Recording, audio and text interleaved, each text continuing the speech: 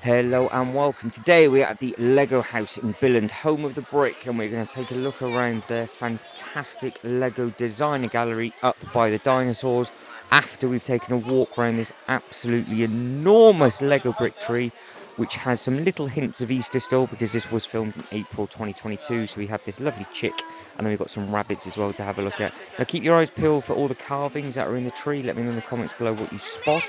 Let me know also if you've been before, because as we start going up and around the staircase, I keep cutting the video to the different Lego sets that are available on top of every single branch. Now, I think they've added some new ones in for 2022 season, because I came in summer of 2021. Is either that, or I just missed them last time I came. There is so much to take in. So you can see the scale of this tree is absolutely enormous. It is literally floor to ceiling, and it is made up of hundreds of thousands of Lego bricks. So there's lots and lots to take in. So on this branch, we've just got like a little parade with some monkeys with some hats and some flags. And then on the next one, which is just beside it, there are now multiple Lego sets throughout the year. So anything that you've had or still currently got in your collection, then please do let me know in the comments below. You've got the police station there, you've got the train station, a lot of it's all lit up as well, which does look very, very impressive. You start going up the staircase, you've got the Friends blimp, and now we've got a little airport. Just pause it if you need to. You've got the old monorail, a tent, some rescue stuff. You've got castles, medieval bits and pieces. So there is a lot to take in. So I'm sure there'll be a theme available for you as we go around. And we'll have some docks, and there'll be the old classic spaceships and everything as well. Now, as we get up and around the tree, we'll have a quick snippet of the big dinosaurs that are on display, the famous ones which are made up from the Lego brick, Technic and Duplo. From there, we'll then start going around the designer cabinets, and we have a little game to play on some of them, and it's some did you know facts about the designer and fun facts about how they built the Lego set as well. Now within the cabinets up top, some of them have been chopped and changed around, put in a different order, and some new ones have been added as well from the last video. So they do change the cabinets regularly, which is really, really nice. So it's a good excuse to keep coming back. Now, as you can see, you've got the pirate stuff on here. So this is obviously a very popular theme, which I think a lot of people would like for them to bring back if as and when possible. And we will just keep going up and up and up and up and keep looking at all these sets. You've got one or two more to look at, and then we'll start looking at all the dinosaurs that are about to come. So this is the last part of the tree that now we're going to see. I love the fact that it's still under construction, and you have the crane just up at the top, just passing over another leaf. Now on to the Duplo part. So there are three big dinosaurs made up within the Lego house. So this is one of the first bits that you would see if you went up the staircase, or if you went down into the basement. It is full of the History Museum. Now I have filmed everything and every single colour of this Lego house on this 2022 visit, and they're all going to be available in the Home of the Brick playlist. So you have lots and lots to look forward to, and lots to hunt down and find as well. But what I really do like about these dinosaurs is that there is one of each brick type. So we have got the Duplo one now. The green one that's in the middle is made from Lego, which we'll have a look at in a second. And then the furthest one away is the Technic sets. Now, around the outside, you will see that there are people getting their photos taken. And you can have a wristband on. The band is what you get given to get access into the actual Lego house. Now, if you were to scan your band on the little yellow boxes and take a step back, you can then get your photo taken. Now, what a lot of people don't realise is at the very, very end of the visit, when you go down to the brick machine, which is available in a different video, and I'll show you how to do it, you will get given a special Lego house card.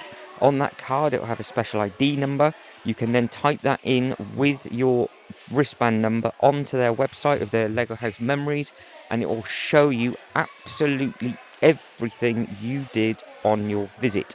So every single colour and zone will have building activities, it will have games to play, and then you can just show that off on those little computers.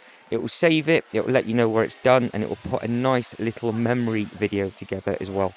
So we have just looked at the green one, which is the Lego brick. We're now looking at the Technic one, which I think is very, very impressive as well. And then we're about to spin round and start having a look at the Lego designer gallery. So this is all around the outside on the glass cabinets. There's plenty to look into, plenty to soak in as well. I do my best just to try and pan around nice and slowly as we go, hence why the video is 23 minutes long and we're only 5 minutes in. So I will do my best to talk over this and read all the information out for you as we go, so it saves you pausing it.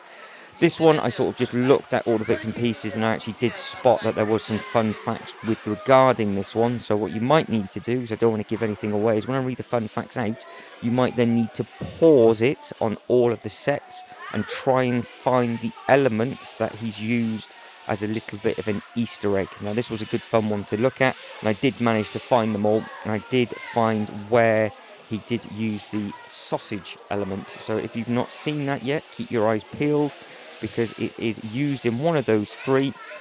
So this is the fun facts. So we'll go over to the right hand side for Marcus. He is the designer for Lego Ninjago, and there we go. So I clocked it. So a funny detail: can you find the sausage, the minifigure legs used in odd places, or the cherries?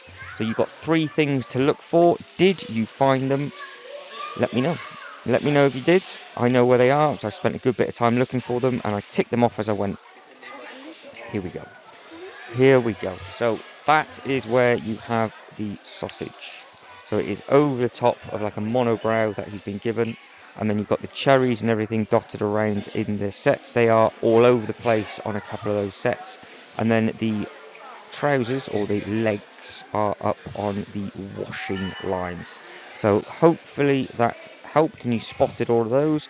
Now moving on, so Florence is product and marketing development, but we are looking for funny detail. The coolest feature in this opening mechanism is the front of the line concert hall can split into 2 areas and can open up and reveal the inside. Well, most of the inside is his own imagination. So it opens, splits, and you can see everything on the inside, which is scary really, considering this is just people's designs that they've just done to put on display. If any of these things that you would like to make as a Lego set, would you want something like this? Obviously it would have to be to a modular size scale, but this thing is absolutely enormous, and the details on the roof and everything else are just fantastic as well. So if it gives you some inspiration with how to build bits and pieces, because obviously all of these Lego elements are stuff that you can get. You can buy these from your pad wall, and you can get them from the pick a brick, and obviously order them online as well, but you're just going to need to do a vast amount of them. And then we're coming over to what I liked in the last video. So this is from Carl, and he has a, what's his fun? I think his is, he likes to make things like real things larger than life, if I remember rightly, as we go round. Funny detail: I think it's super fun to build Lego things that can get mistaken for real life items. I used to build a lot of smaller Lego items, pens, pencils and hairbrushes, cameras, etc. Mostly to trick his brother. So now on this one, what he's done, he's made the big matches, but I didn't spot this in the last one. There is a burnt out match, which I thought is a really, really nice touch. I did not notice that last time at all. And then there is the oversized razor. I will let you pick your own branding of what you think that is. And then you've got a nice clean toothbrush as well.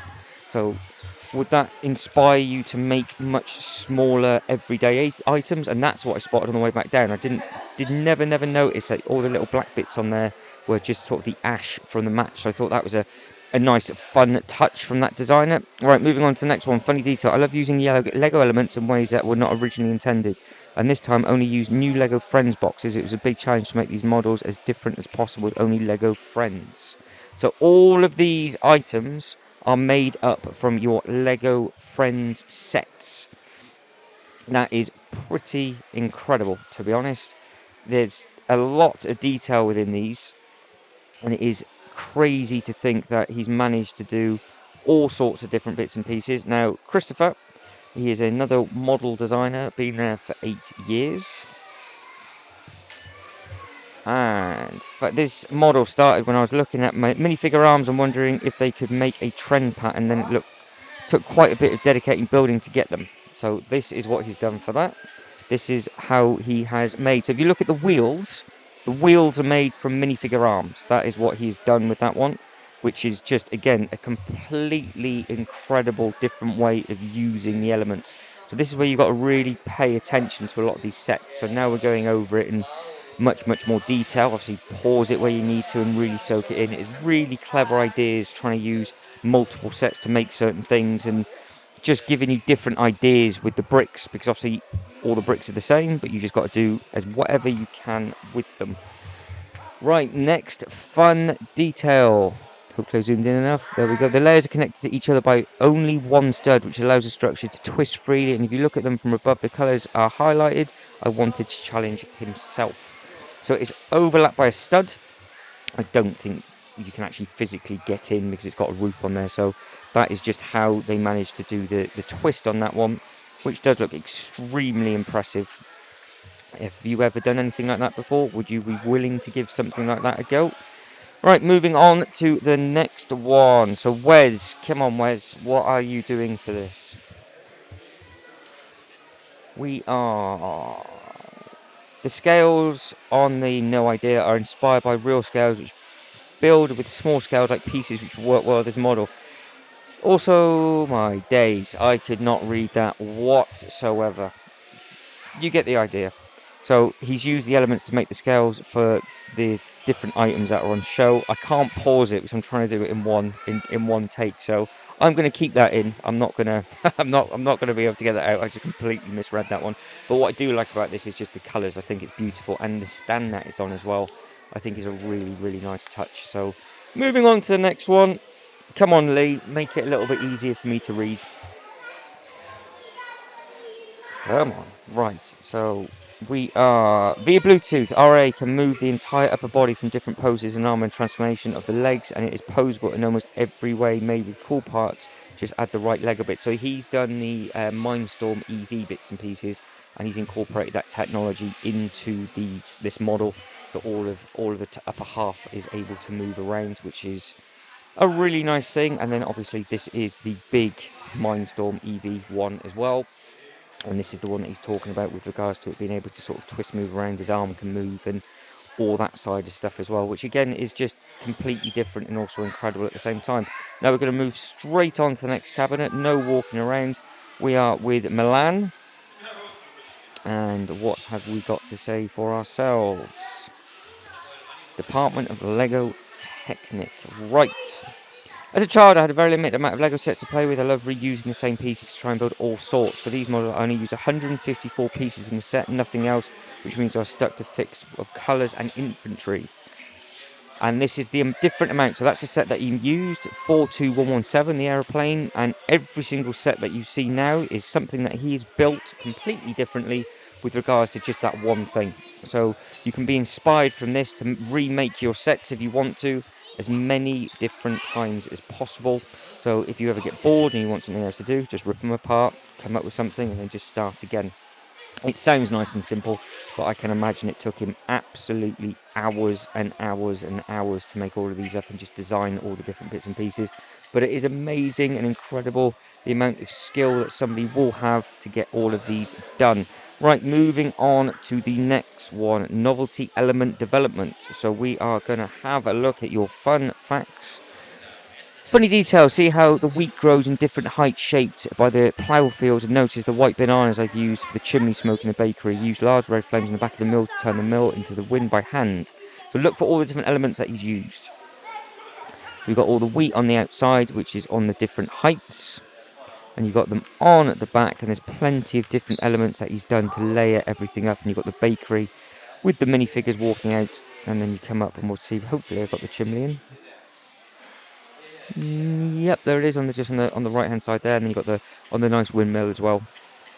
And I do really like actually the lily pads that are on this tree with the sheep as well. I think that's a really nice touch. So we will be moving on now to some plants, but it's the elements that have been made with, which is extremely impressive, because we've got base plates and we've got all sorts of different pieces that make these up. Now take a closer look at the branches. They are actually made from Lego Technic elements, and the white flower is a crown. The vase are made up from a base plate, but other than the 1x1 and the 1x2 plates, the pointy branches are horn Lego elements. I think I read all of that correctly.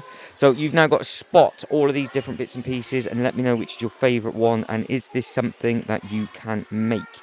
So you have all sorts of different elements all mixed up within this one, and it is really impressive just to see them let alone knowing that the branches there, you can see the brown, they are all Lego Technic, and then you've got all like the different colour lily pads in there, and you've got all sorts of different bits and pieces just all mixed up to give you some good designs. So hopefully this gives you some sort of inspiration to try your own smaller scale versions, because obviously the smaller they are, the cheaper they'll cost to make. But let us know if you've got any ideas of how you can do something similar, or if you've even tried it before. It's always nice to know how everybody's getting on with their builds. I definitely don't have the skill set to do anything like this, but I'm sure you guys watching will do. Right, the next model designer is from the Lego Star Wars department. Now we have got things should look wild and somewhat random. He's tried to make a natural environment for this one. So this is what he has done. Lots of layers, lots of different texture, and it's a complete sort of mix of different bits and pieces. I think this one is extremely impressive. I've loved the waterfall, how he's got the water drop dangling off. And then obviously he's got all the big dinos from the different Jurassic Park sets. And there are a couple of new ones out now, so there's a couple of bigger dinos available, I do believe. I love the orange on that tree as well, because the one just to the bottom left of it is very similar to the other one that we saw, and they're all the lily pad style, which is added onto the roof. There's a lot to soak in and take in. You've got the little pumpkin patches, and then you've got the dinosaurs actually sort of ploughing the fields and everything, so it's just a complete mashup of everything. But there's a lot of detail hidden within this, so if you watch this section back a couple of times, you will probably see different things as we go. Now you've got the cherries and everything in these trees as well, and then you've got the steps, which you use masonry bricks for, and then you've got him having a drink and eating into the, well, it looks like he's eating into the floor, but he's only having a sip of water at the same time. Now moving on to the next designer, Matthew, executive assistant. So what have you got to say for yourself, sir? Making this build, I severely underestimated the amount of pieces and the effort it would take. I thought it would be fun to make a little project to occupy my time, but ended up taking way longer than I anticipated. So what have you done? What are we about to witness? This architectural-esque set, which I think looks really, really impressive. I think it would actually look nice in a smaller scale architecture set as well, to be honest, because it looks very, very similar to some of the sets that they've already released. I dread to think how many pieces he's used for the water, because that is extremely layered and staggered. But you can just see all the detail that you've got in the roof and how he's managed to slope it over. It's a little bit scary, that one. I couldn't stand it too long because there's a lot of people stood beside me trying to take photos. So moving on to the next one, from the Lego Education, he's the senior concept manager. This is the card one, which a lot of people like, and they've taken lots of photos. You've seen this one on social media quite a lot. So since I was in high school, I've been looking to use Lego elements as a prototype to solve real problems. I want to create an interaction between Lego bricks and other materials. The goal is to develop machines that can complete tasks normally that are hard for humans. So he has created a card stack. Now there was a TV screen showing you how this machine was working, and it is very, very impressive to see it all go. So this would literally just stack the cards down and it would just be moved into place. So that would have just built that from scratch. And as you can see, it's an extremely impressive thing. Moving on to the last couple. So this is where it gets really, really nice and bright. So he has a lot to say for himself in this one. So each of the mocks are representing my work over the years. Signature shows my love for brick lettering. Zodiac refers to the realistic animal build of my first Lego House Exhibition 29.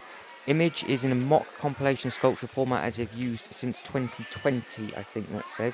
So each one of these represents something completely different to himself over the years that he's been making. So what ones are your favourite in this display cabinet?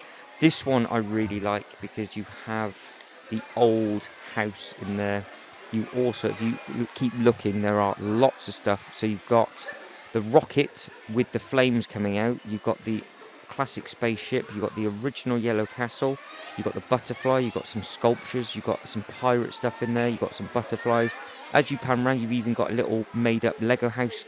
As I went back and had a look at it from a different angle, you then see more things because it all links in together.